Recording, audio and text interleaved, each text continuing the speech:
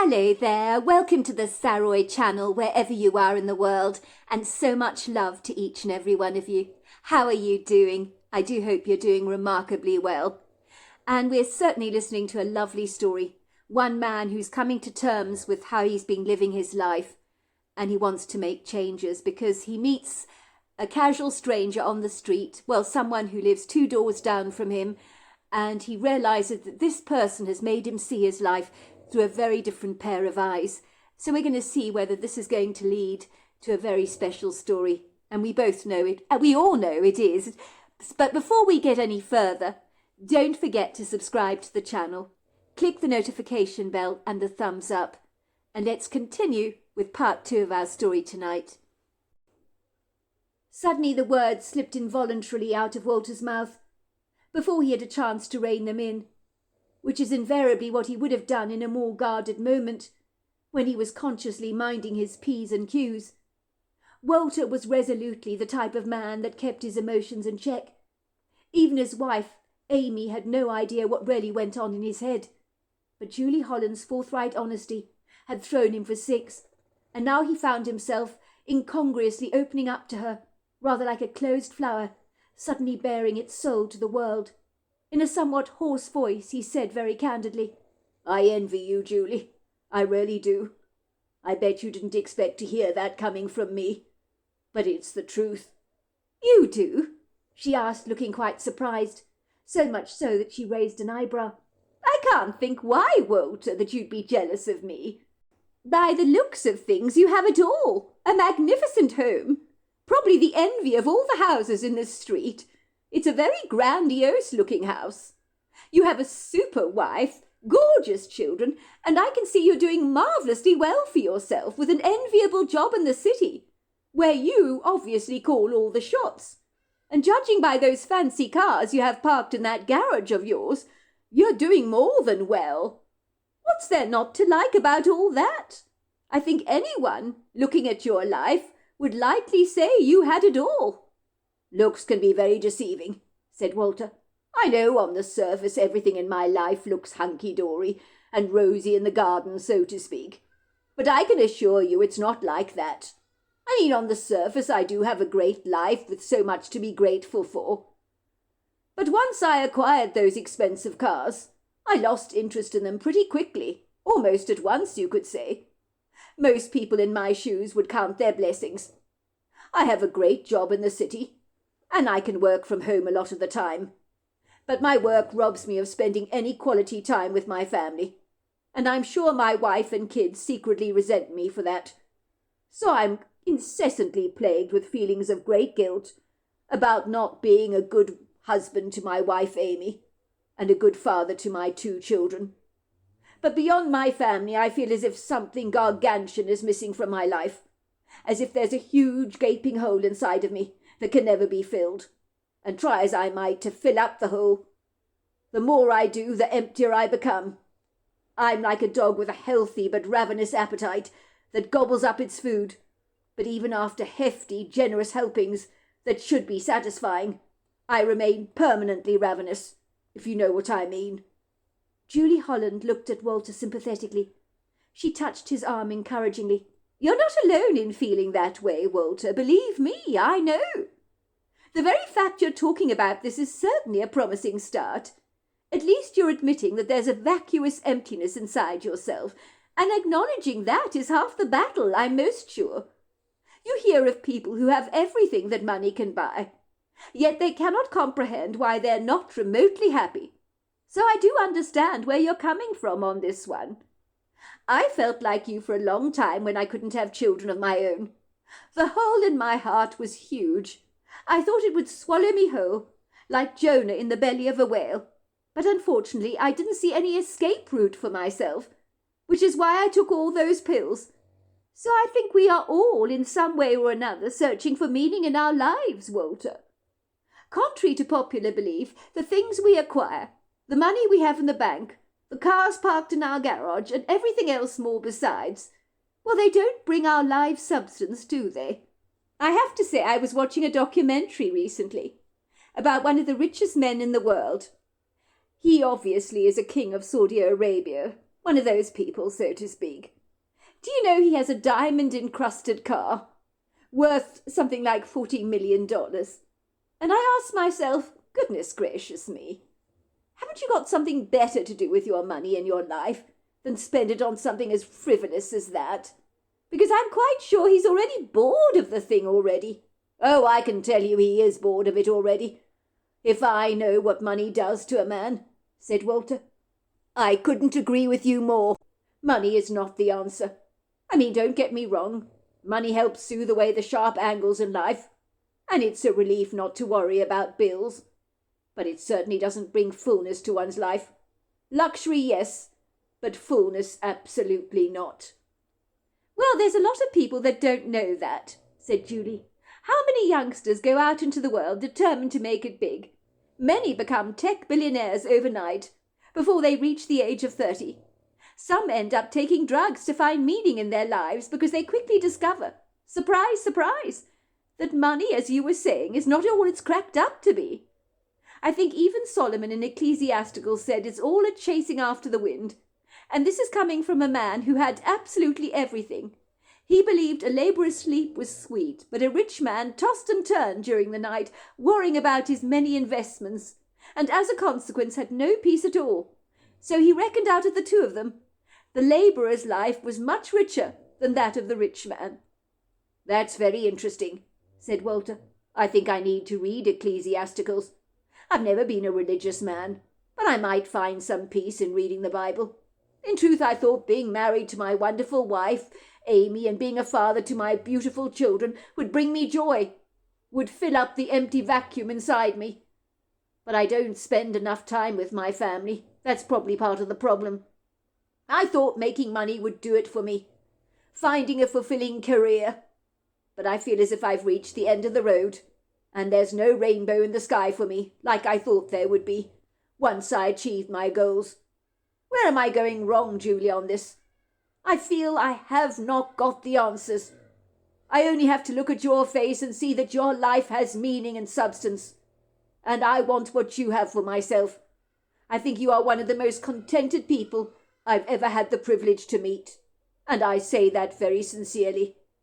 It's very kind of you to say that, Walter. A lot of people tell me that, actually, Julie admitted. And I guess it is true. I am extremely content with my life. If you want my advice, Walter, do something to help others. Start giving back to the community once in a while. Even if you just help at a soup kitchen.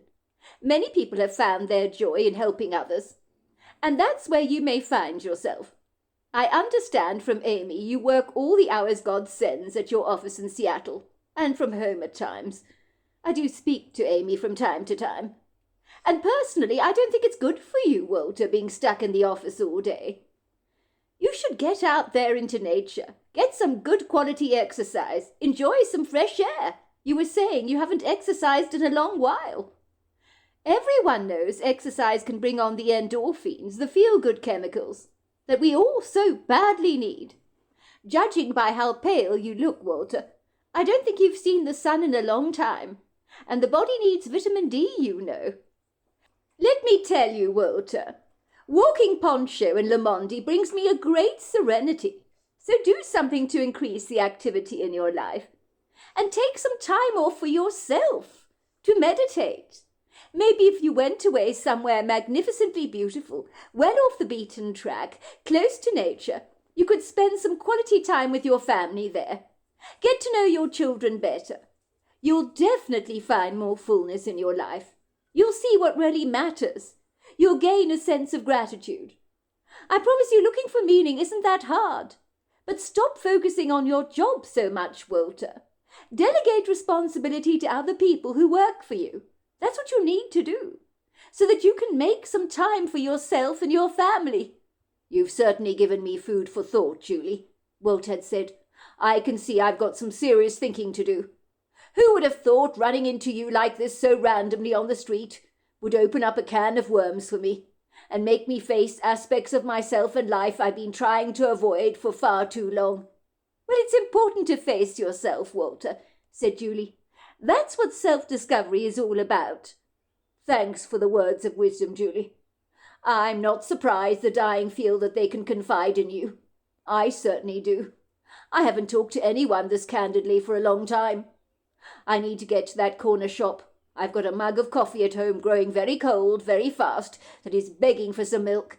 It's been so good to see you, Walter, Julie had said.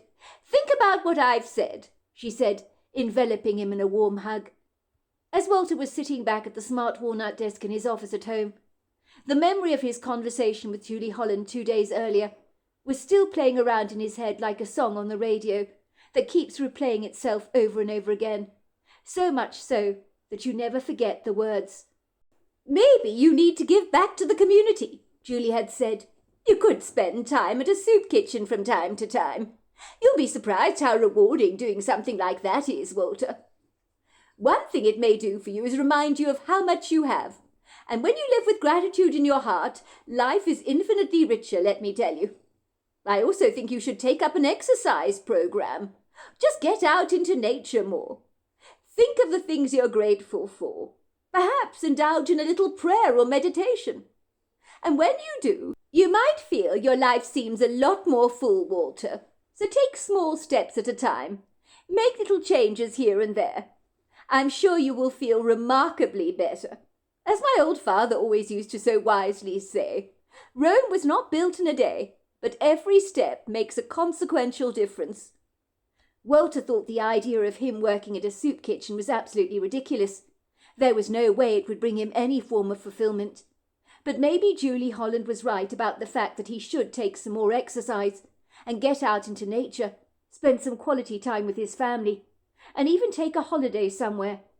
Walter could not remember the last time the family had been on holiday together. More often than not, he and his wife sent his children to holiday camps, or to a relative. But when was the last time they'd actually done things together as a family? His wife Amy was tirelessly complaining that he was never spending any time with the family. Walter spent the long, insufferable days in his dealings with clients over the phone. Most of them were extremely disagreeable and difficult. He had to handle tough negotiations, but there had to be more to life than this. He was making money, but the more money he made, the less satisfied he became. He couldn't believe how he'd opened up to Julie Holland of all people. The long conversation they had enjoyed together had been so unexpected, had caught him off guard, and whatever way he looked at it, his words he'd shared with Julie Holland were so serendipitous, he instinctively knew his life was about to change. Indeed, after running into her, he had found it almost impossible to concentrate on the work he needed to do. What on earth was wrong with him? Indeed, Walter was so distracted he kept glancing out of the window with its view over the pristine front yard and the street, and he was overcome with an itching need to get up from his walnut desk and to go for an energetic and very long walk. The burning desire to get on top of things and conquer his business dealings had all but abandoned him. He found himself chewing the end of his pen and staring out of the window with the longing of a prisoner who's been stuck in his prison cell for weeks on end and is aching to escape the trap of his incarceration. Walter could easily understand why people were out and about on this magnificent day. The sky was a gorgeous cup of blue, and all the cherry blossom trees on the pavement were bursting with pink blooms. It was as if the world was waking up from a deep, very cold sleep and beginning to rise up from its slumber and get dressed in its celebratory subtle shades that only spring invites. Walt had noticed 2 days ago on his walk to the corner shop, when he'd bumped into Julia Holland, that people were busy planting their spring flowers in their front yards, and he'd noticed butterflies and bees industriously pollinating the flowers. Everything about this beautiful morning invited you to go outside to feel the warm sunshine bathing your face. He could see his wife Amy bending over the bed of roses in their front yard, spraying them fastidiously with a rose care product, which she judiciously regularly used to ensure her roses weren't eaten alive by rose beetles, as every year when the summer month approached, there were several weeks when those rose beetles became an extreme menace, and if you weren't careful enough, the rose leaves would be decimated by these hungry beetles who had ferocious appetites that simply could not be satisfied. Amy adored her roses. She was wearing her very large blue floppy sun hat to cover her fair skin, as she could burn quite easily. Walter could see how happy his wife appeared to be as she tended the roses, something she loved to do. The children were still at school on this day, and his wife seemed caught up in the bubble of her own little world. For a moment Walter was suddenly struck with a feeling of immense shame. He couldn't recall the last time he'd spent any quality time with his wife. Julie Holland was absolutely right. He needed to spend quality time with his family, getting to know them all a whole lot better. He'd been shutting the people he loved best in the world out of his life, with all his focus on his work. Was it any wonder he was running on empty and feeling so unsatisfied with his lot in life? Walter noticed that Julie Holland, who had been walking Poncho and Lamondi, had stopped on the pavement opposite their front yard and was calling out to his wife Amy. "Hello, Amy! I'm so glad I caught you. Might I have a word, please?" Amy looked up towards Julie Holland and abandoned her spray bottle at once. She pulled off her gardening gloves and eagerly trotted over to the woman. They greeted each other warmly, and Amy bent down to acknowledge Julie's Pekinese, who were wagging their tails happily. Walter noticed the two women were heartily engaged in conversation together. Walter wondered what his wife was talking about. Was Julie Holland getting his wife to open up as she had done him? Would Amy be confessing to Julie that she was finding life tough being married to Walter? He could only imagine what his wife Amy would say.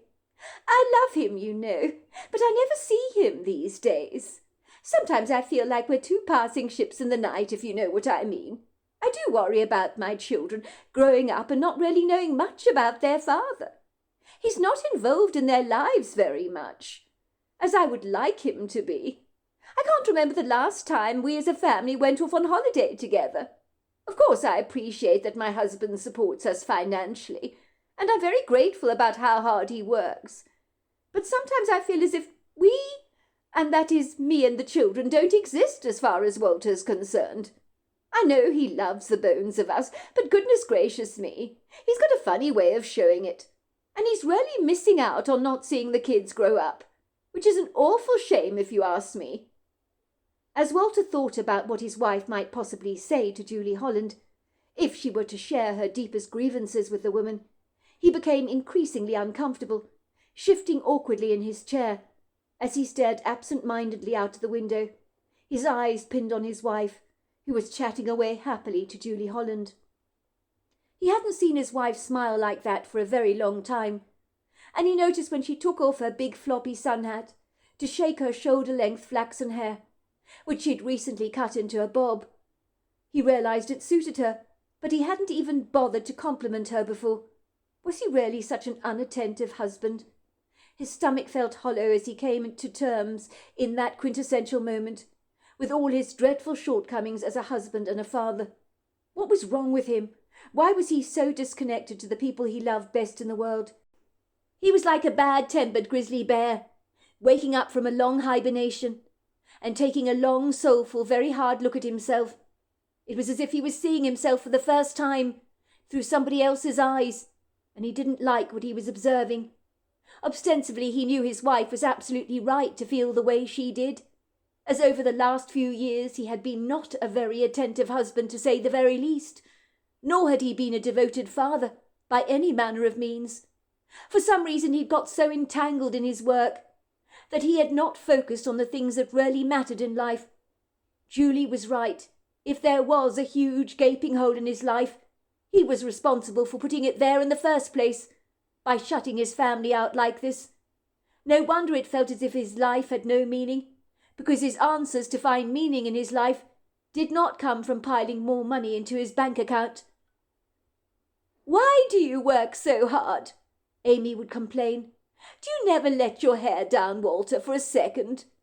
The children and I never get to see you. We miss you so very much. I feel lonely because you're never around. I notice other parents get involved with their children's extracurricular activities, but you're never there for our children, Walter.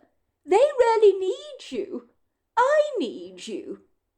Walter had growled at his wife under his breath, complaining bitterly about the daily stresses of his daily life, and snapping belligerently about how Amy didn't appreciate that he was taking care of the family's financial needs.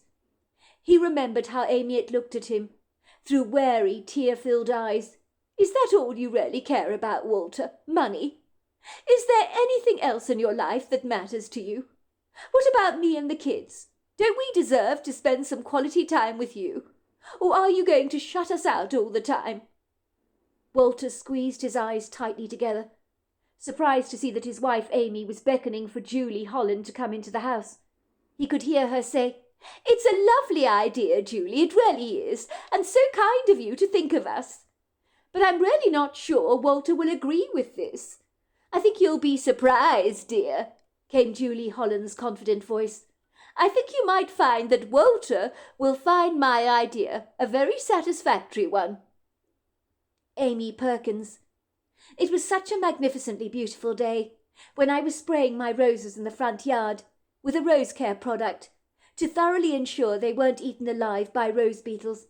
It was probably too early in the season to be doing this, as my recently pruned roses had produced an abundance of fresh leaves. But I preferred to err on the side of caution and protect any of my leaves from foreign invaders that might have Machiavellian designs on my roses. All of a sudden I heard Julie Holland's voice. She is our neighbour from 2 doors down, and one of the nicest people you can ever hope to meet. She walks her 2 Pekinese, Poncho and Lamondi, twice a day around our local neighbourhood, and I understand she also takes the dogs to visit local hospices to cheer up dying patients. And she describes what she does as soulfully rewarding. I have to say I've always envied her, for she is a woman who seems to wear contentment on her face that I rarely see in many people these days, and especially not in myself.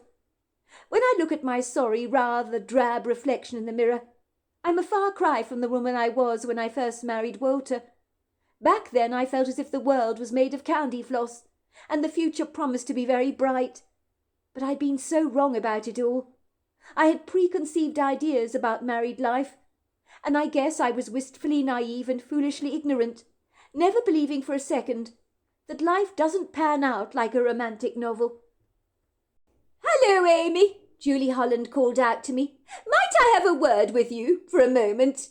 I pulled off my gardening gloves very quickly and left the spray bottle on the grass and eagerly sashayed over to Julie. She was standing on the pavement, her 2 dogs sniffing one of my perfectly manicured hedges. "Hello, Julie," I said, quickly getting down on my haunches for a while to acknowledge her 2 Pekineses, who simply adore being fussed over. I've always wanted to have dogs, but my husband Walter has been dead set against it, even though my kids have been begging for him for ages to please change his mind. But Walter can be resolutely stubborn at the best of times, and when he says no, it's like a full stop at the end of the sentence, as his word is always final. I'm afraid to say that Walter never grew up around dogs, so he has absolutely no idea how much pleasure animals can bring to a family home. But then again, I very much doubt my husband knows the meaning of the word joy, because that word is abundantly lacking in his own life. I'm not entirely sure he's even aware of that. These days my husband has become completely miserable. Even my own mother says he reminds her of a modern-day Scrooge in the Christmas Carol, always worrying incessantly about his money, counting the pennies, and not concerning himself with his family. Do you know what? My mother is 100% right on this. Sometimes, in those quiet moments of deep contemplation, I clandestinely wish that the ghosts of Christmas past, present and future might show Walter a few home truths about himself, and take him on a journey around his life, so that much like Scrooge he might see what his apathetic indifference is doing to our family. If only, like Scrooge in the Christmas Carol, his eyes would suddenly be opened, and he could reinvent himself, and become the father and husband that me and the children so obviously deserve.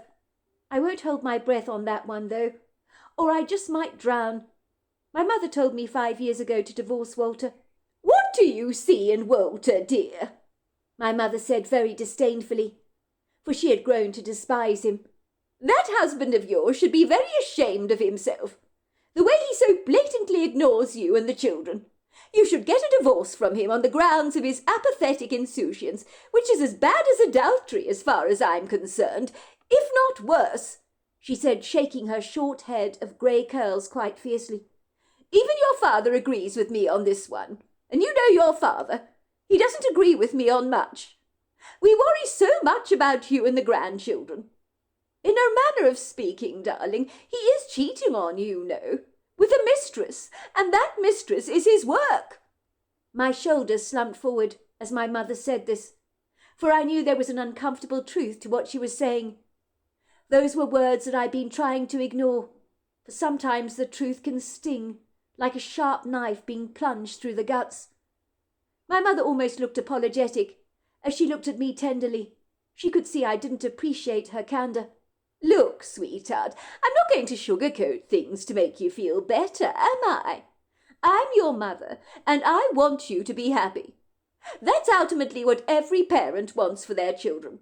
As far as I'm concerned, Walter is a dreadful husband to you, and an atrocious father to the kids.